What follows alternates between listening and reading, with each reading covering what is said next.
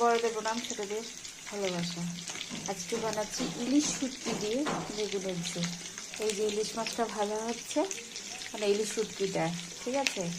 আর এখানে রেখেছি বেগুন, পেঁয়াজ, লঙ্কার গুঁড়ি, হলুদ, লবণ, একটু সামান্য জিরা গুঁড়ি দিয়ে এটাকে ম্যারিনেট করে রেখেছি। মাছটাও উঠিয়ে নিয়েছি।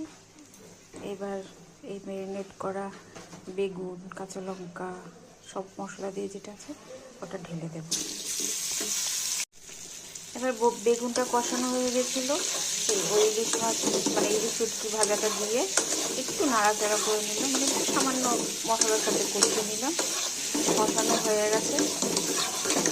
এবার এটার মধ্যে সামান্য একটু জল দিয়ে দেবো, ঝোল করবো তো জলটা একটু বেশিই দেবো।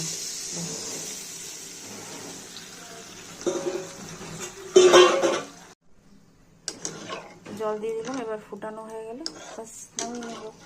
ভিডিওটা ভালো লাগলে like, comment, share. Thank you, tata.